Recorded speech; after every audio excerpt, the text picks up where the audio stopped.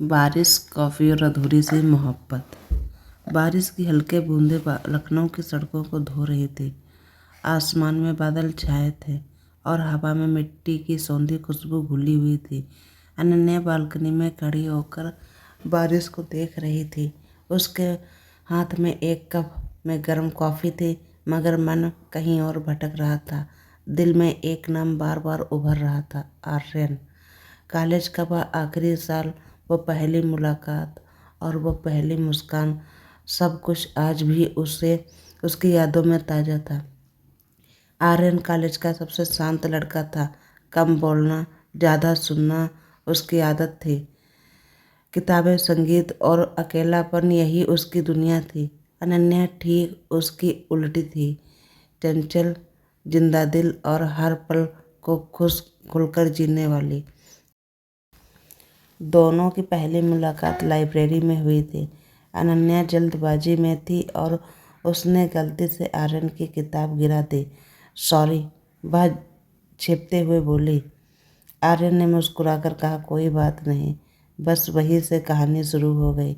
धीरे धीरे दोस्ती हुई, दोस्ती से नज़दीकियाँ बढ़ी और नज़दीकियों से मोहब्बत। दोनों हर शाम कॉलेज के गार्डन में मिलते, पेड़ों के नीचे बैठकर सपनों की बातें करते।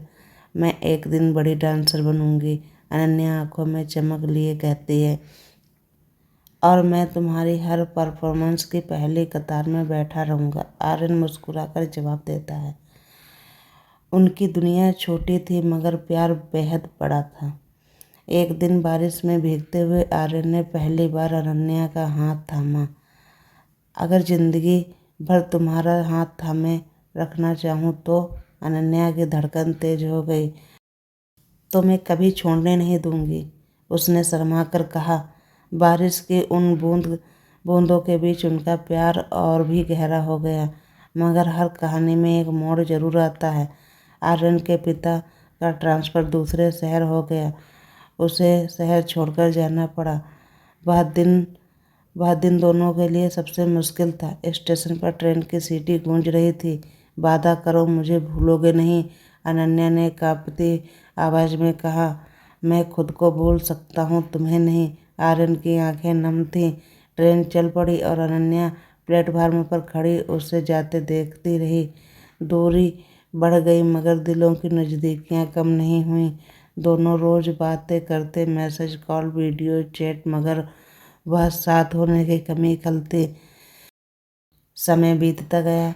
अनन्या अपने डांस में आगे बढ़ गई और आर्यन एक सफल म्यूजिक कंपोजर बन गया।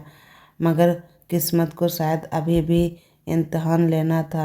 एक गलतफहमी ने दोनों को अलग कर दिया। एक अधूरा मैसेज, एक सुनी अनसुनी बात, और दोनों के बीच खामोशी छा गई। सालों तक कोई संपर्क नहीं रहा।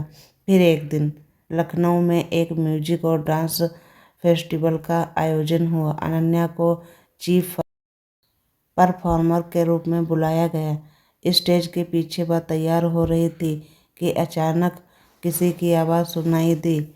All the best Ananya. वह पलटकर देखती है, सामने आर्यन खड़ा था। वक्त जैसे थम गया। आंखों में सवाल, दिल में तूफान। तुम यहाँ? अनन्या की आवाज़ कांप गई। यह फेस्टिवल मैंने ही ऑर्गेनाइज किया है, आर्यन ने धीमे से कहा।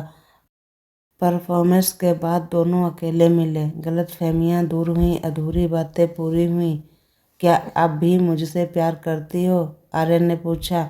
अनन्या ने उसका हाथ थाम लिया। प्यार कभी खत्म हुआ ही नहीं।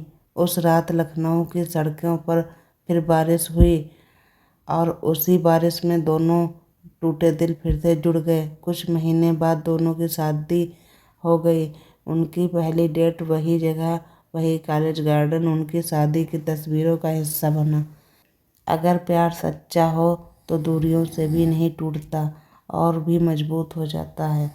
अगर आपको हमारी ये स्टोरी पसंद आती है तो प्लीज़ कमेंट कीजिए, लाइक कीजिए, चैनल को सब्सक्राइब कीजिए।